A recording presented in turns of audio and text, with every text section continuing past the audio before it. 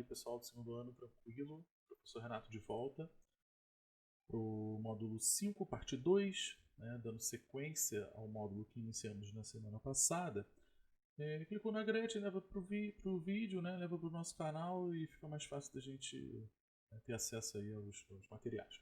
Bom, o imperialismo. Né? Então, semana passada falávamos da segunda revolução industrial, falamos também de como essas indústrias se modificaram nas megas empresas, trust, cartel, holding, e como esse processo monopolizador dessas ações econômicas, dessas indústrias, fizeram com que ocorressem proteções alfandegárias nas nações, uma vez que a burguesia tinha acesso ao poder político também, visando uma proteção nacional, acabou fechando mercados. E aí, fechar mercado, o capitalismo é algo que não combina, e eles vão tentar sair dessa crise de muita produção e pouco mercado, utilizando o imperialismo. Tá? Conceito: disputar áreas de influência e possíveis colônias no globo terrestre, principalmente África, Ásia, Oceania e América Latina, as duas primeiras principais. E é um momento da história que fica conhecido como imperialismo ou neocolonialismo. Então, as nações europeias, visando responder essa necessidade de buscar mercados, de expandir seus capitais e também conseguir mercado consumidor, matéria-prima, etc., vai empreender então o chamado neocolonialismo, buscando esses territórios, tá, pelo planeta. E lógico, né, que vai gerar muito problema, porque essas nações europeias podem ter brigas entre elas e buscar áreas onde tem ouro, diamantes, riquezas naturais como um todo, oferta de mão de obra, oferta de mercado. É lógico que isso não vai se dar de uma maneira pacífica, assim como a justificativa que os europeus vão utilizar também é uma justificativa que precisa existir, uma vez que eles estão fazendo um processo de dominação completa. Não é apenas uma dominação econômica nessas novas colônias, é uma dominação cultural, política, social. Ou seja, custe o que custar, eles vão fazer essas entradas nesses locais, e a consequência máxima do chamado imperialismo, já te adianto, chama-se Primeira Guerra Mundial, que é o assunto do nosso próximo módulo. Então, os principais fatores que motivaram essa prática no século XIX foram. Então, eu selecionei aqui. Vamos lá. Mercados produtores de matéria-prima, interessados nessa questão, uma vez que eram amplamente industrializados, e mercados consumidores para esses produtos que foram, né, industrializados, manufaturados. Então, buscar matéria-prima e ter mercado consumidor. Tranquilo. Descobrir ouro, diamante no continente africano. Cara, África do Sul, local que tem mais diamantes no mundo. Então, o continente africano é um continente riquíssimo em termos de recursos naturais. Né? Falta um pouco para a África o carvão mineral. Né? Isso atrasa também no quesito da Revolução Industrial, inicial, a primeira, mas em contrapartida, em outros recursos minerais e naturais, a África é riquíssima. Então, logicamente, os olhos aí, a cobiça dos europeus sobre o continente africano fica muito evidenciada. Apoio do governo. Né? Os governos das grandes potências mundiais apoiavam a conquista dessas terras e povos dos outros continentes, e depois, né, usavam ações imperialistas como forma de autopromoção, e era também para despertar orgulho nacional entre os cidadãos do país. Então, Inglaterra, principalmente, França, principalmente, são dois países que vão agir de tal forma no imperialismo, pegando espaços pelo planeta, territórios pelo planeta, e a fim de, né, resolver os problemas citados anteriormente da questão dos mercados que foram fechados, mas também servia como essa autopromoção desses tipos de governos. Tá? Bom, passando, chegamos na chamada ideologia do imperialismo. Aqui do lado, eu selecionei uma imagem que representa a partilha dos territórios. Você tem Bismarck, você encontra a Rainha da Inglaterra, enfim, né, você tem personagens, dá pra ver que são bem diferentes em termos étnicos. Tá? Fazendo essa divisão, tem faca no meio, não vai ser uma coisa muito fácil. Então, qual seria a ideologia? Primeiro, a superioridade racial. Né? Justificava, a partir da dominação, né, esse conceito de raça, indicando que a raça branca europeia era superior às demais. Então, pega um pouco do darwinismo social, que nós vamos falar mais para frente.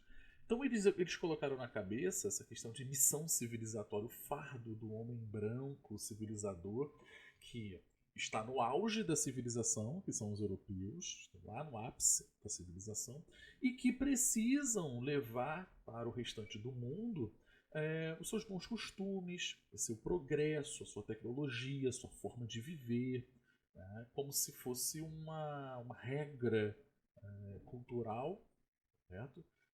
Você ter uma superioridade cultural, superioridade racial. Logicamente, isso tudo hoje em dia é lixo.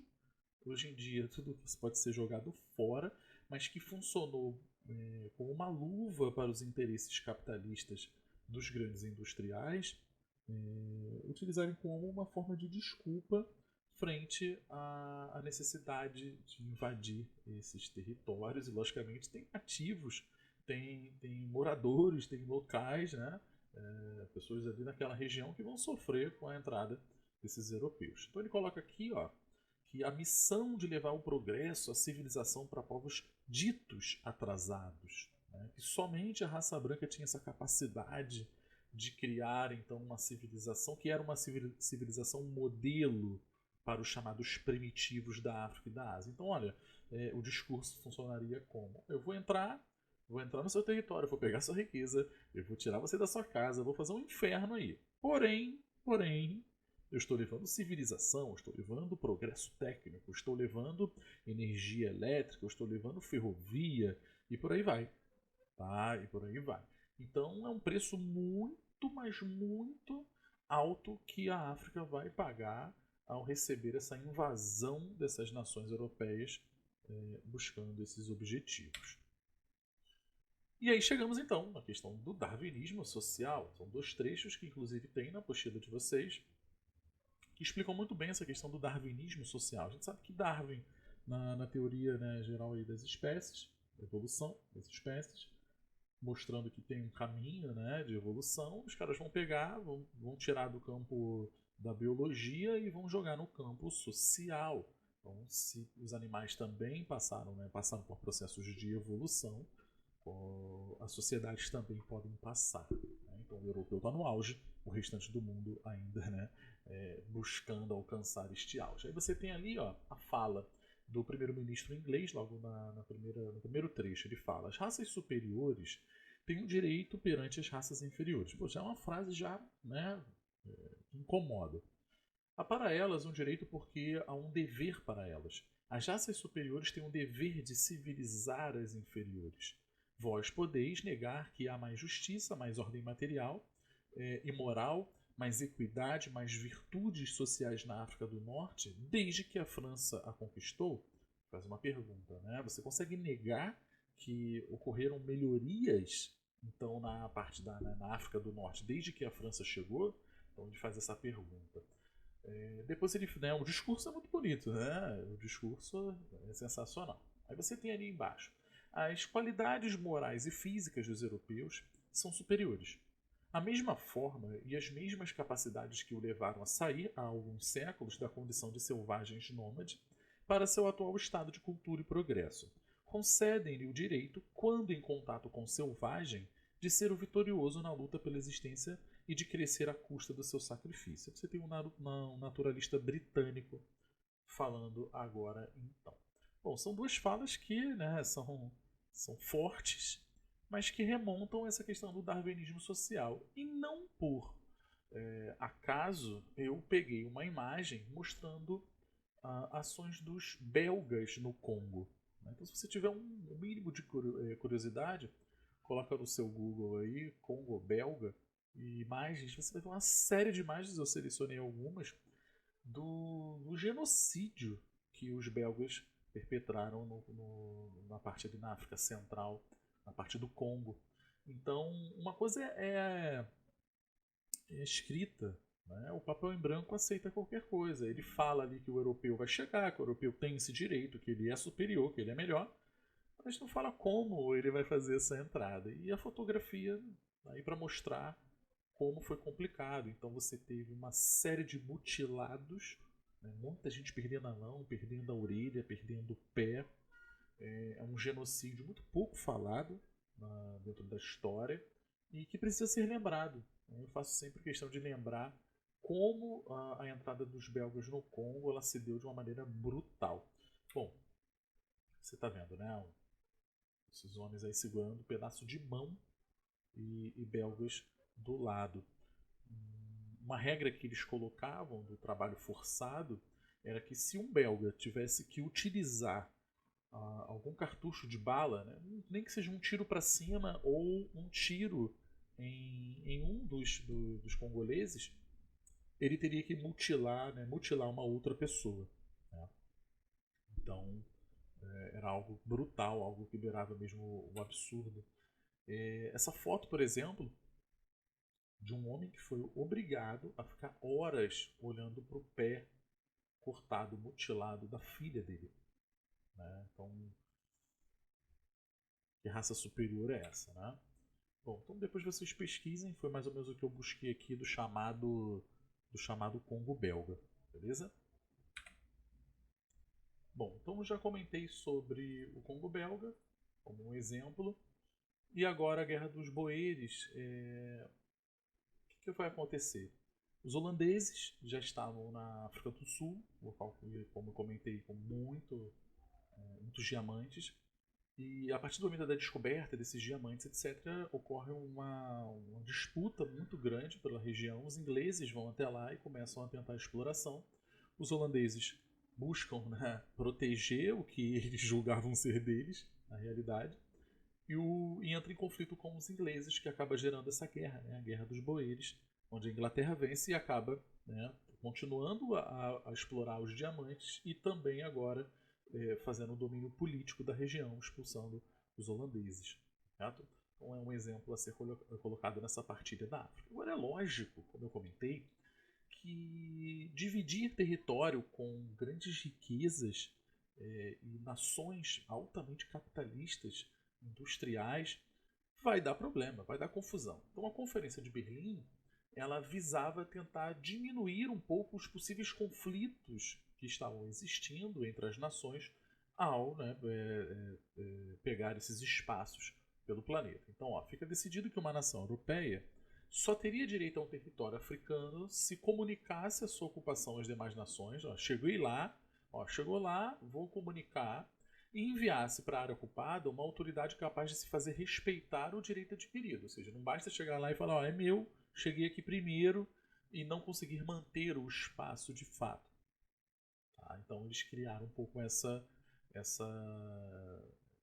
ideias dentro da Conferência de Berlim, visando, né, estabelecer, acabar com os possíveis conflitos que poderiam existir. Mas eu já vou te adiantando, e você já sabe, que Inglaterra e França elas vão ter uma rixa muito séria com a Alemanha, recém-formada, que tinha um produto industrial melhor do que da Inglaterra, conseguiu fazer uma concorrência à Inglaterra de uma maneira absurda, a economia crescendo bastante, né, da questão do Zoverin, aquela coisa toda que já comentamos, e aquele ranço que a França tinha da Alemanha com a perda de Alsácia e Lorena. Então a Alemanha incomodava tanto que na hora da partilha da África ela vai começar a ser excluída, ela vai começar a sofrer com a Inglaterra e a França, que vão pegando territórios e vão fazendo de tudo para a Alemanha não pegar também. Então gerava, lógico, uma sensação de guerra, uma sensação de conflito. A Conferência de Berlim tentou, mas depois acabou ocorrendo, né, a Primeira Guerra Mundial. Essa imagem aqui, né, mostrando a parte da ação dos belgas no Congo, e aqui assim como esse desenho, né, Leopoldo II. Muito pouco falado, deveria ser mais. E aqui, para vocês terem uma olhada de como ficou a partida. Se você olhar, né, por alto, você vê que a França ficou com um bom espaço. Um bom espaço também da França de deserto de Saara. A Inglaterra ela pega áreas bem estratégicas, pega bastante território, tá? E áreas bem estratégicas, mais ricas do continente africano. E você vê que a Alemanha ela fica com pouquíssima parte, né? Pelo tamanho que era a Alemanha, recém-chegada no cenário político, mas muito forte na questão econômica. E aí você encontra na legenda, né, Portugal, Itália, outros locais. A Itália, inclusive, vai passar um dos maiores vexames na Etiópia, porque ela não consegue ela não consegue de fato fazer um domínio, ela perde naquele local. Tanto que quando Mussolini entra após a Primeira Guerra Mundial, ele vai lá na África e vai lá tirar a forra dessa derrota italiana sofrida aí nesse processo de imperialismo. Tá? Bom, partilha da Ásia, o que eu selecionei? Né? Revolta dos Cipaios, Revolução Meiji, Guerra do Ópio. Ele vai só comentando um pouquinho por alto esses acontecimentos. A Revolta dos Cipaios ela ocorre na Índia. Os ingleses tinham interesse de adentrar, né, no território nas questões econômicas e vai fazer, pela necessidade de mercado, e vai fazer uma destruição do artesanato local. Tá? Isso aí vai gerar a Revolta dos Cipaios. As forças inglesas vão fazer um controle muito rápido e acabam fazendo essa dominação na Índia. Né? A Revolução Meiji ela já está baseada na questão do Japão. Né?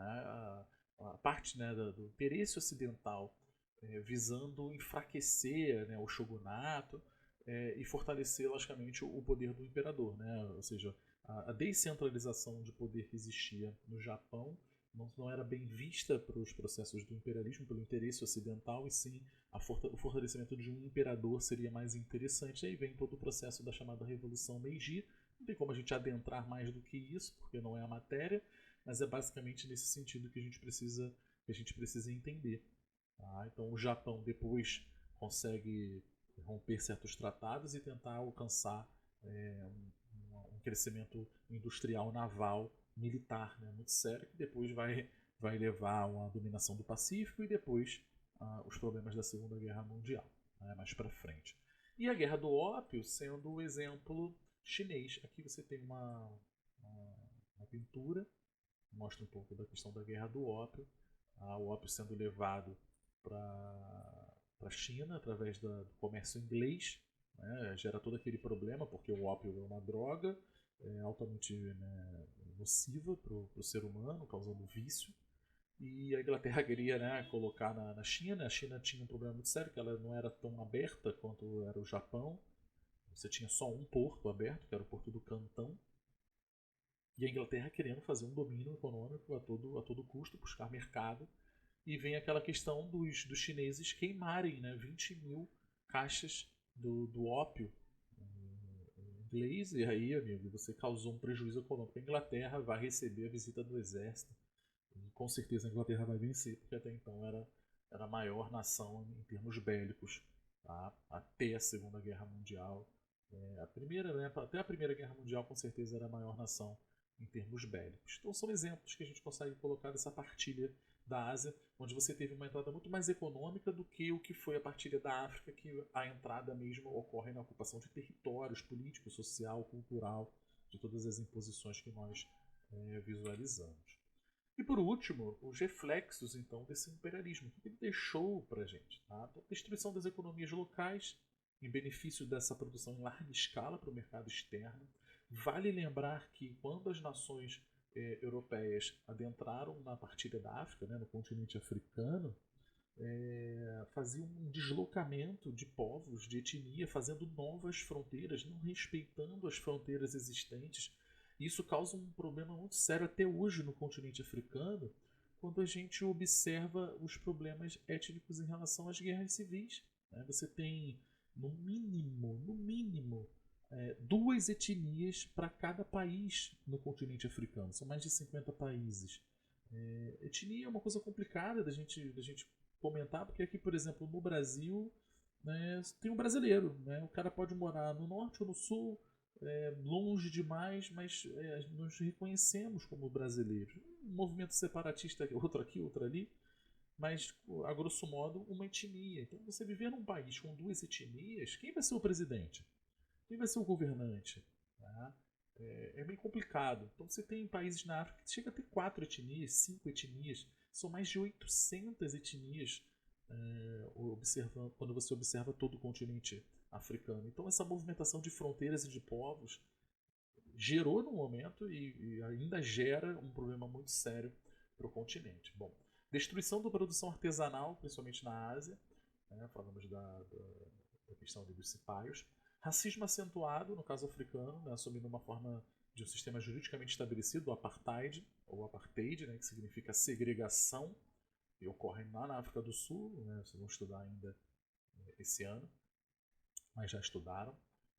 O estímulo às rivalidades étnicas, né, a divisão da nação por mais de um Estado nacional, como eu havia comentado, beleza? Persiste até hoje. E a imposição da cultura europeia, especialmente na África. Por exemplo, você observa pela língua, né? Você tem o inglês, você tem o francês muito utilizado, o francês, acabei de falar, né? Um exemplo interessante foi o que aconteceu na última Copa do Mundo, quando a França vence, né? E eles fizeram todo um mapa, né, genealógico do time francês e viram que a maioria deles, a maioria daqueles jogadores, os pais foram imigrantes, né? Eles nasceram na França, mas os pais não. Acho que o Mbappé a gente pode comentar também, né? Passando por essa questão. Costa do Marfim, por exemplo, fala-se francês, então tem muitos jogadores que saem de lá. Então, ali norte, né? A África, ali, a partir mais do norte da África, muito próxima à Europa, você tem aquela questão dos imigrantes e tudo isso que pode ser vista. Tá? Enfim, correto? Bom, acho que é isso. Tá? Acho que é isso. Não tem mais o que a gente comentar, a não ser depois fechar uma coisinha ou outra nas atividades. Beleza? Grande abraço, até a próxima.